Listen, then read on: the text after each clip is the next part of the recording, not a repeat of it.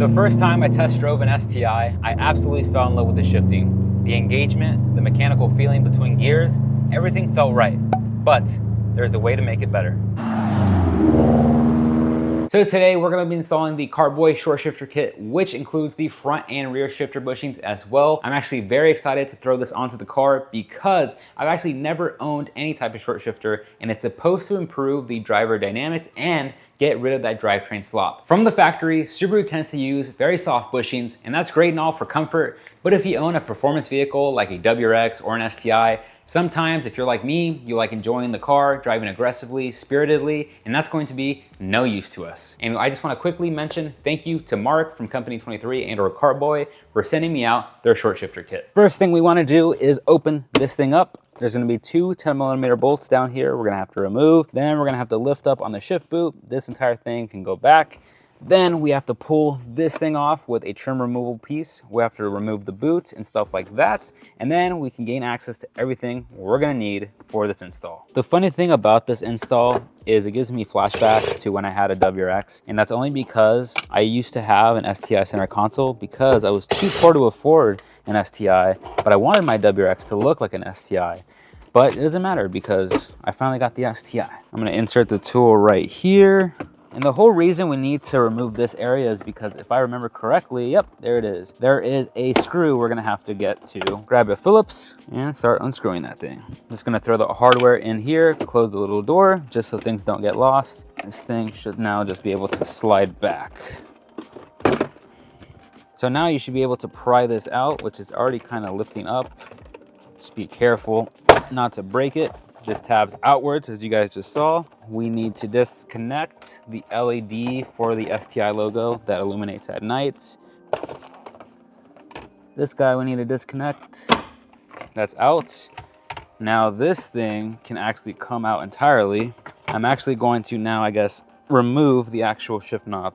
And out it goes. Oh, there's one more we need to disconnect, and it's right here. There's two plastic clips in the shifter area we're gonna have to remove. You can kind of do this with a flathead screwdriver, but I recommend just getting it with your hands. Just press down, start twisting. This is one, and then the other one is gonna be down here, closer to the actual shifter where it's at right now in fourth gear. There we go. We have to go underneath the car before we start messing with anything else, just because after we remove the, I guess, rubber shifter boot here, that we're gonna toss on the ground for now, we have to mess with the reverse lockout cable, the pin itself. And if you guys are wondering why you're able to go up and have it fall back down without any issues, well, it's because of that pin holding this thing in place. If you mess with the pin before locking it in place down below, you're gonna have a hell of a time trying to find the cable and get it back into place. We have the STI in the air. Now we'll walk over to the workbench. We're gonna pick up a 9/64 of an inch Allen key, or whatever that is in millimeters. And I'm gonna try to do this as best as I can with one hand. Let's go underneath together, because if you're like me and this is your first time installing this, it was super confusing on where to actually find that thing. We're gonna go past the oil pan, past the transmission cross member, which is right here, right past the driver's side axle. It's gonna be right here, right by the transmission cross member. It's gonna be that thing with the cotter pin, and it has that black sheathing. That's gonna be it. This is the cable that we're gonna need to stick this Allen key in to prevent the reverse lockout cable from falling. At the moment, it is not currently lined up. And that's because, just like if you were to put the car in reverse, the cable has a certain spot it likes to sit in order for the holes to line up. Pretend that you're gonna go in reverse and lift it up. See how it's all the way up and these two holes are not matching whatsoever? So she's going to back it down slowly. Keep going, right there. I'm going to go get my Allen key, stick it in between the two holes, and we should be able to continue. We're gonna grab our center punch right now. We're gonna grab our hammer, and we need to hammer out the pin just slightly, just enough, so this thing can finally come out. That's the thing's like out. We got it finally out. We just gotta slide this piece off. We can move the spring out of here. Now I gotta grab the pliers to cut with. We're gonna remove the factory zip ties on the OEM shifter here. And now we should be able to pull out the reverse cable. And let's see, there we go.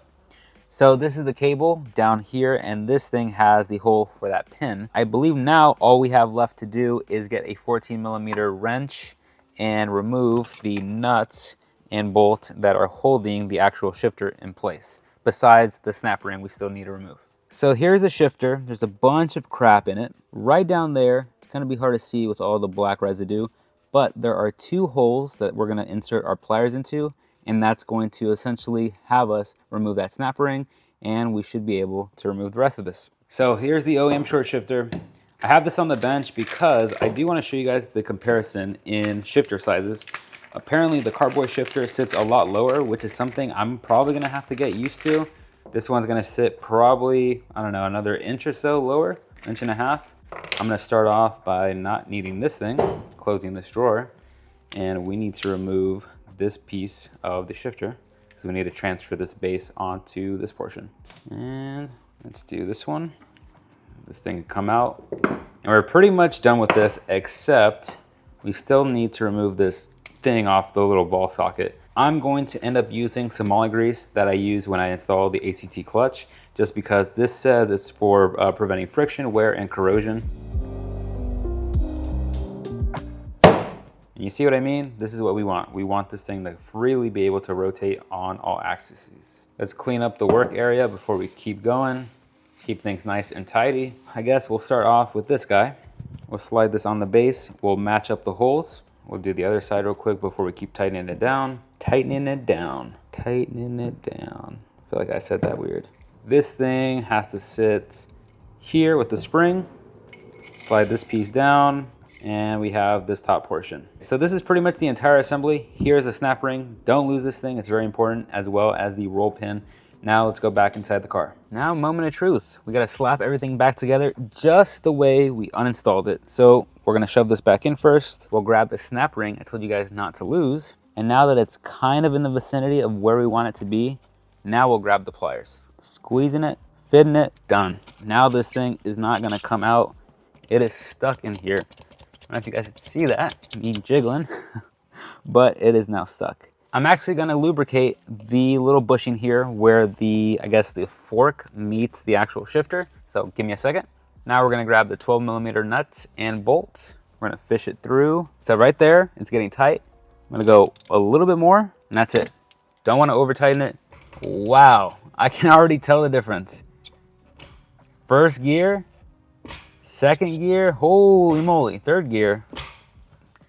I'm liking it. I'm liking it so far. Now for the very fun, and by fun I mean very infuriating, because I already did this, but I'll show you guys. So we're doing the same thing. Grab the reverse lockout cable. We're going to hopefully have it facing us through this little hole, because that's where we're gonna need it. We're gonna fish it up. You're gonna need a pick for this part, and let me explain why. You're gonna grab the pick. You're going to keep trying to fish around for the hole. You're essentially trying to grab the pick and trying to get it so you can catch the hole. And see, just like that, I already found it. We're going to need to put this thing back on while having everything line up. Black piece faces downwards, and at the same time, we're gonna have to pull this thing out. And it's gonna keep wanting to spin on you and disappear, but it's gonna be fine. Have the holes line up, grab the pick again. We're gonna do the same thing we just did, and now we're gonna find it. So right there, I think I found it because I'm inside. Now we're gonna grab our small little punch. We're gonna go to the other side. I'm just shifting it into fourth just to make my life easier. Now you just have to keep playing with the angles on both sides. All right, right there, you guys just saw that? The punch is now on both sides. We're gonna grab the pin and do the opposite of what we just did for the removal. We'll stick the pin in with the other hand guiding the punch. And now we just have to hammer this thing in. The reverse lockout cable is now back in. We can finally free the actual Allen key that we left underneath the car. I'm not gonna show you that. I'm gonna go ahead, reassemble this entire thing. We're gonna go through a time lapse like we usually do. One last thing I forgot to mention before we jump into the time lapse, we're gonna grab the included zip tie, and we have to zip tie, or we should zip tie the reverse lockout cable to the actual shifter. So what do I think of the Kartboy short shifter? I've had some time to play with it as we're about to get to school right now.